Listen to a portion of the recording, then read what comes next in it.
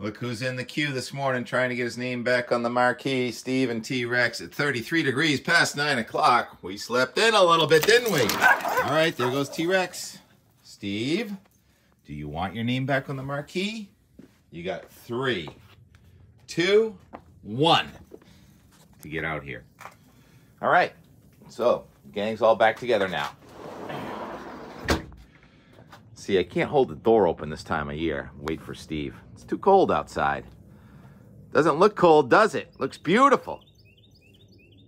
It's Carolina Wren in Weymouth. I love it here. See? What are you missing here? No trees.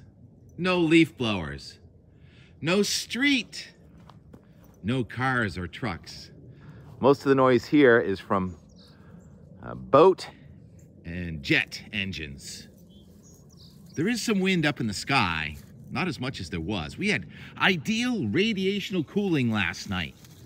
What is that? With a clear sky, well, almost clear sky. Huge ring around the moon. Taylor Green in Maine. Actually, Taylor, the ring's about the same size every time, 22 degrees off the moon. And Jupiter right next to it. That was great last night. I woke up in the middle of the night and had to check the weather. I just wake up and go, what's going on? What's going on? And I looked at the surface temperature map at about 2 o'clock this morning, and I saw that we were in the teens on Cape Cod and in the 30s in the Champlain Valley. This is classic. When high pressure cold high goes east of New England at night, usually the coldest air is in southeastern Massachusetts, and that happened last night and this morning. Joy on Cape Cod. Solid ice in the bird bath. Coldest so far. Another coldest morning so far today. Well, we're going to recover fairly quickly. This high, unlike last Wednesday, this high is not as strong, it's not as far north, and it's moving faster. So we're going to have less cold air damming and blocking with this weather system that's racing out of the Midwest. Weather system? No, weather systems. There's one in southern Canada, there's one near Chicago, there's another near Louisiana. Oh, wait, and another near North Carolina. And all three are coming toward New England, and they're going to phase. That means that the northern jet stream and the southern jet stream are going to merge for a very strong developing storm system going right over New England. And the track has changed since the last few days, where we kept talking about potential bombogenesis with a storm well to the southeast of New England going into Nova Scotia. Well, that's no longer the case. Now it looks like a weaker system running up Interstate 95, and that's going to focus the energy closer to New England. And what's happened as a result is the snow amounts have increased dramatically in the forecast for this system. It's an incredibly elevation-dependent storm coming at us as far as snow goes. So let's go to the high-resolution rapid refresh. The snow comes in just about rain mostly. Precipitation comes in just about 7 o'clock tonight, and it's moving fairly quickly. Blue is snow. You can see it right up the spine of the Green Mountains into the White Mountains. Green is rain. Yellow and orange, downpours, maybe with a thunderstorm tonight now with this low going right across Boston and then along the coast of Maine. And it does deepen to the 990s with a 1025 high to the east. We still may get some wind gusts past 40 miles an hour with this one. So not that dissimilar to what happened the day before Thanksgiving on that Wednesday. And the snow amounts are going to be very similar with less rain on top at the very tops of the mountains. It could be a day tomorrow, though.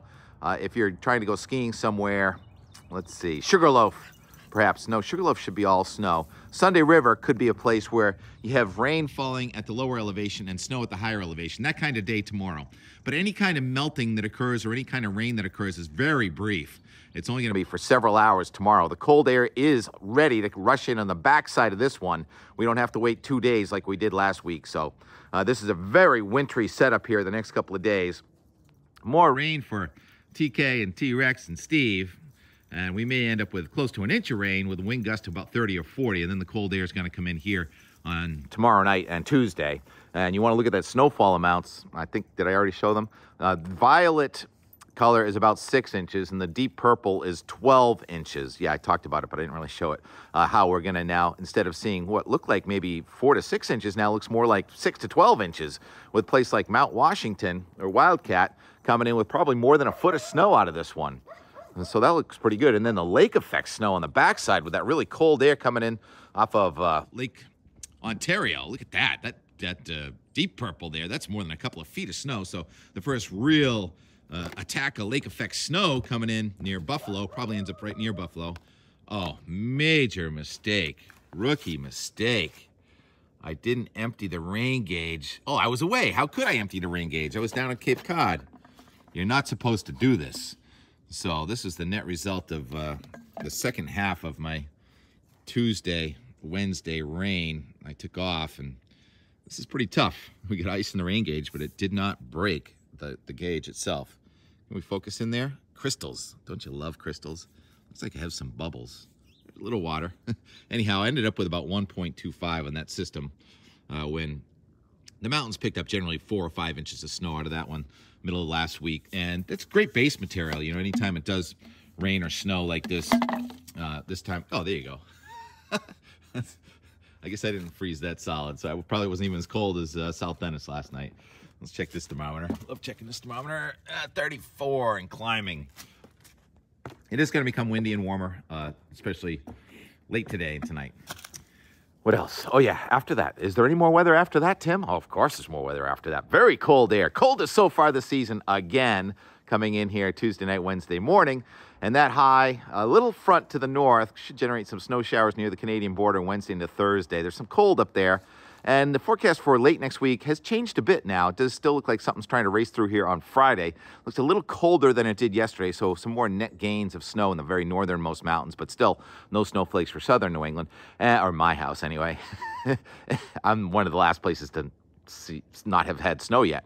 And then on next weekend, looks like Saturday looks like kind of a cold, dry day. And then Sunday, here comes another system.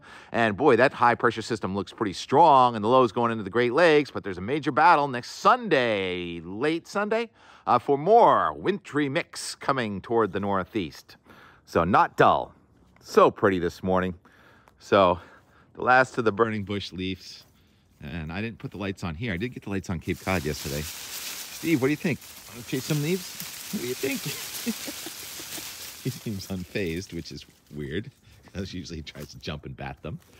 And anyhow, yesterday, more on the leaf controversy. TK does not like leaf blowers, but boy, they get the job done.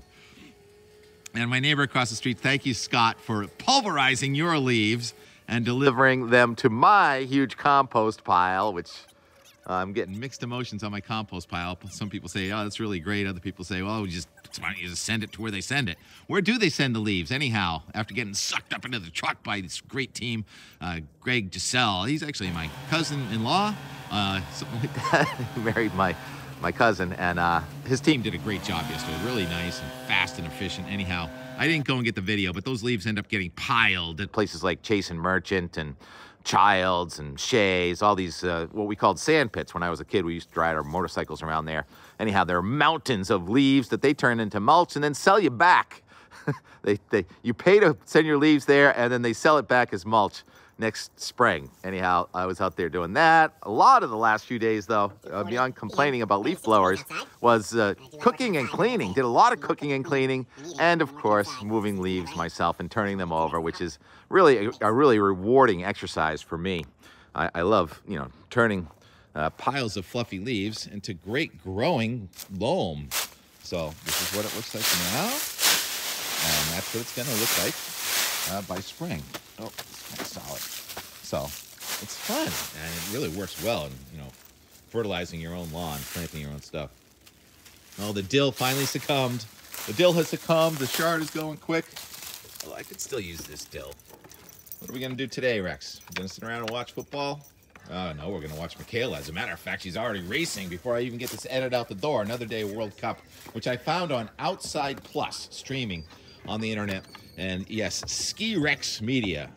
T-Rex, we got to meet Ski Rex Media and the Alba family are all there, sharing their slopeside observations. He said there's a big concert today at noon between the first run and the second run of the slalom.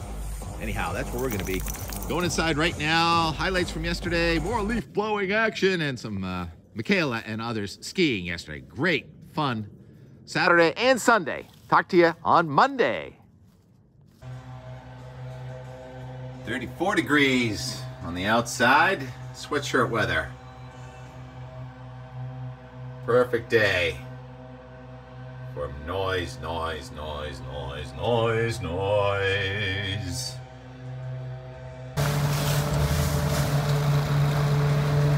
I'm thinking about opening up my own landscape pit here in the backyard. Take in the neighbor's leaves. Pile over there looks a little too much for me, so I'll let Greg's dependable take those to his compost pile. It's kind of like fun over there. From a whaler. Cool. What's that? It goes on the bow where it's a cleat. It's a spare parts. Spare part. Is that your end? Got my end. All right. Keep hardy, lad.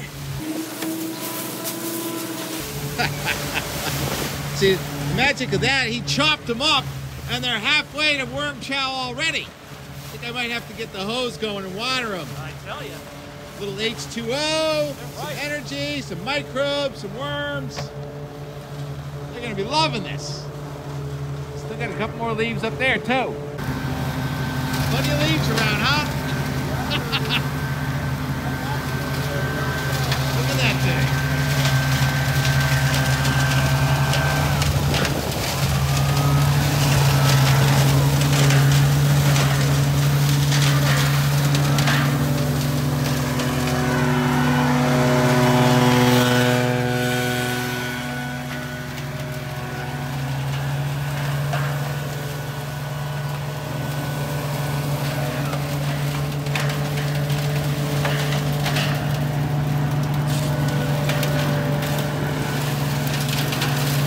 They just did like three yards down the road. That's Jacob.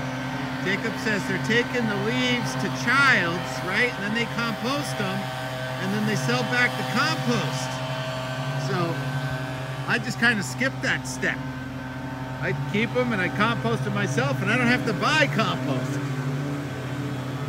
On the edges, really just linking turns together, not getting bounced around like some of the other women have. We'll see how she does coming onto the pitch here in Michaela style. When she makes it look easy, it's oftentimes Superstar. when she's in the green, getting chattered. Can she finish it off strong? Coming across the finish. Yes. 0.63.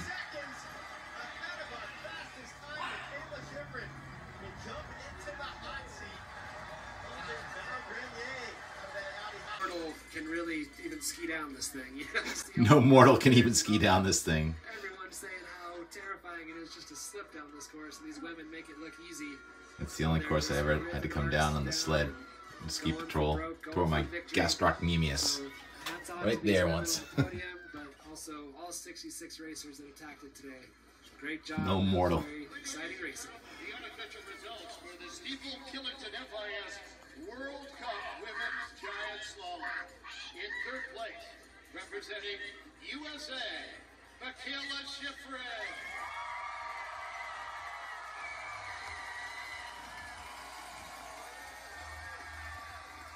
In second place, Rami.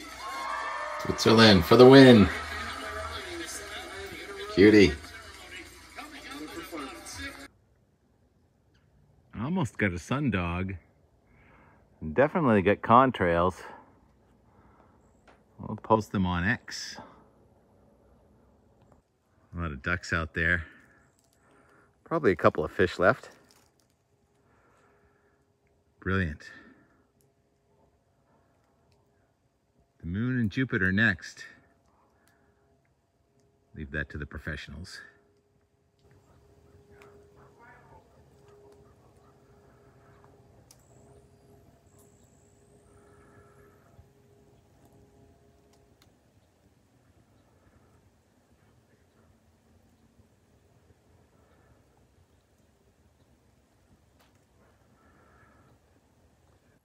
can still hear a leaf blower.